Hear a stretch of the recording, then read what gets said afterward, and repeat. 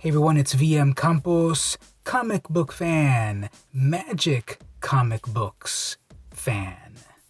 This is the series where I review a comic book, new or old, from my collection and rate it on the factors of the cover art, interior art, plot, and enjoyability of the book on a scale of 1 to 5. And then I tell you to get it or shred it. This week I'm reading Convocations #1. Published by Armada, a division of Acclaim, in 1996. Now this will be a short issue for a short comic book because today I'm actually part of the early access streamer event. Thank you Wizards of the Coast for giving me a fully loaded account to play the latest and the greatest set of Magic the Gathering Arena. So I'll be doing that all day long. I'm recording this then. As a good tie-in, here's a Magic the Gathering comic book while I play Magic all day long. As usual, a little bit of background information. I'm a fan of Magic the Gathering. That's a game that's existed since 1993. It basically began the whole trading card game genre. Pokemon, Yu-Gi-Oh! Vanguard, Card Fight, whatever. All of those types of games. And there's been many that have come and gone and fallen. There was a Star Trek game, a Star Wars game, X-Men game, so many games in the 90s, card games. Magic was the first, and it's been around 27 years. As a card game, it has also gone into other endeavors, such as comic books, novels, and video games. So back in the late 90s, Armada was publishing official canon comic books that would tie back into the sets. There was an Arabian Nights book, an Ice Age book, Fallen Empires. And then there was this little odd thing, Convocations. It's a gallery of various artists, some which never have actually illustrated a Magic card. And they do a mashup of 2 or more cards and do a painting on it. Plus, then they give you a combo for the game. Some of those combos are pretty good, some of them are pretty terrible. That's what this book is about, a real oddity. There's no plot, there's no story, there is some text prose, but that's what this book is all about, showing off Magic combos in the early days of the game. Okay, cover. This is a beautiful Anson Maddox cover of a Hurloon Minotaur. For the first several years of Magic, the Hurloon Minotaur was like the mascot of the game. Nowadays, it's the Planeswalkers, Jace, Liliana, Nicol Bolas, etc. But back then, it was the Hurloon Minotaur. And I remember that being like kind of the mascot. When I started playing in 1995, there was the set 4th edition and then Ice Age, and the Hurloon Minotaur stood out as like, this is the mascot of the game. I'm going to give the art a 5 out of 5. Anson Maddox is one of my favorite vintage Magic artists. He hasn't made any Magic art in a long time, unfortunately. And it's really cool to see this other angle, this other interpretation of the classic Minotaur. The one in the card is facing the other direction. He's got a big old axe. He's really fluffy. He looks tough. He's in front of some sort of stone wall or something. Cool belt and everything. Now, of course, with the barcode and the name of the comic, it detracts from it a little bit, but I think the cover is still very cool. 5 out of 5. Interior art.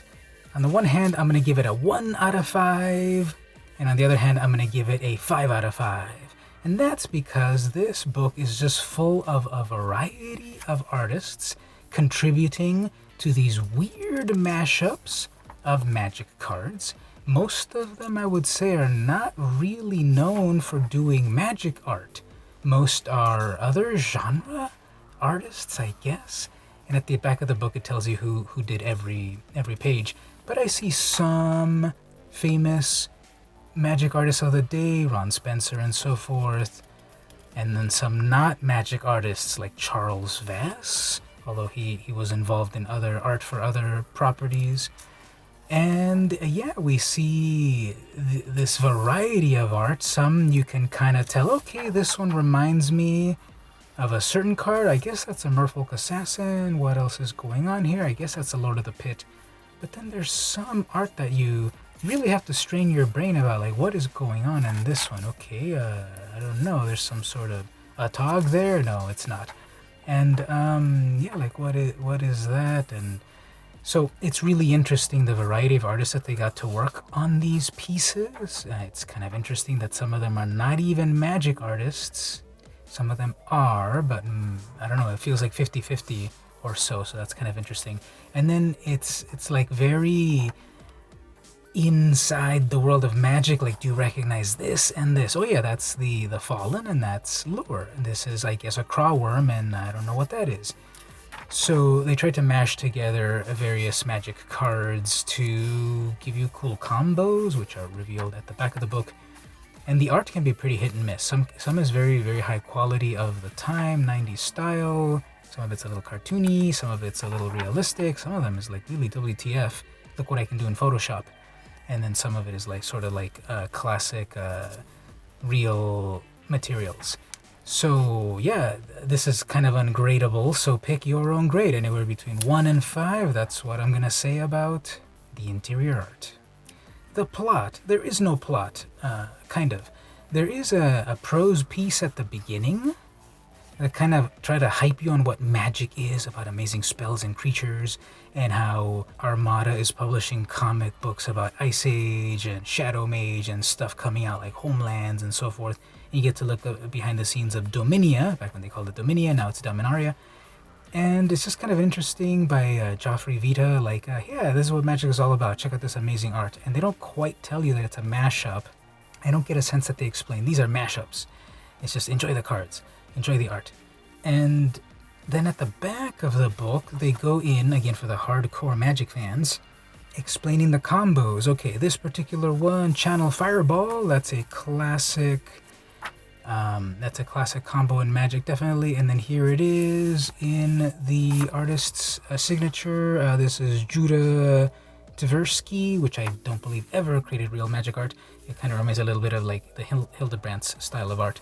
And so this is Channel Fireball, the magic combo depicted in this artist. Here, I thought this was Brainstorm, but it wasn't. It's Brain Geyser plus Underworld Dreams. Okay, that doesn't quite make sense. But it's kind of interesting if you know magic. Here is the good old Time Elemental Ball Lightning trick. We've got the All Hallows Eve Fallen Angel. We've got the everyone's favorite Lurgoyf plus Rocket Launcher plus Nevernearl's Disc plus Spoils of Evil plus Songs of the Damned. Sure, I love that combo. And then there's like these others that are not even exactly combos. Here is, okay, Sorcerer's Queen to turn their opponent's creature small and then lightning bolt it. You win the game. So how can you even grade this? This is really for the magic nerds.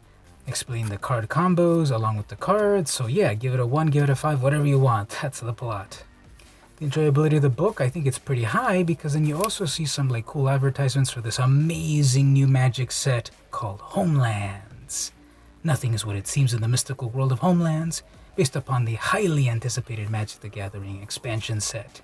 Cover painted by legendary artist Greg and Tim Hildebrandt. Story by D.G. Chichester and painted by Rebecca Gay. Includes 1 of 3 rare and powerful cards from the Homelands expansion. There's actually no such thing as that. Homeland is often regarded as one of the worst expansions ever created. Unlock the mysterious world of Homelands. So, beautiful art right here on that. Rebecca Gay is amazing. And we got an ad for Vampire, the Eternal Struggle, which is part of Wizards at that point. And then Turok comic book, and then at the back we've got Get Tough, Get Real, Foreman for Real, so George Foreman boxing. So enjoyability, it's a 5 out of 5. It's a fascinating look at old magic lore, old vintage magic art. It's a snapshot in time from 1996 with the other ads in here. There's basically no ads until the very end. It's just pretty interesting. So enjoyability for me, 5 out of 5, because I'm entrenched in magic. For you, because if you don't know magic, this is a 1 out of 5. There's no plot. Some of the art is sketchy. For us true believers, believe that rating. And therefore, get it or shred it? I'm clearly going to say to shred it. If you're not into magic, this book will not appeal to you. I guess you can kind of enjoy the art and read about like, what is this combo? Channel Fireball? What? But if you're into magic, definitely get it to kind of see how magic used to be. A lot of us old-timers that still play magic nowadays yearn for the old style of art. Modern style of art is very polished, very modern, very good, of course, not harping on anyone. But this old style was definitely something else, some really going towards the realms of realism and then some are being a lot less realistic. So just a variety of stuff. So you decide, get it or shred it. If you're part of Team Magic the Gathering, you know what to answer. So that's it. Pretty interesting comic from a bygone time about a game that's still around, Magic the Gathering. If you'd like to watch some Magic gameplay, today, Wednesday, September 16th, I'm playing the latest and the greatest expansion of Magic, Zendikar Rising. Thank you to Wizards of the Coast for inviting me to the event and giving me a fully stocked account to check out all of the newest cards, spells, creatures, all the good stuff. Come check me out on YouTube or Twitch as I stream the game and give out game codes, courtesy of Wizards of the Coast. So this week, I read Convocations, a Magic the Gathering Gallery, #1, a special issue published by Armada in 1996. This has been the weekly VM Campos Comic Book Club, and I'll see you in Dominaria.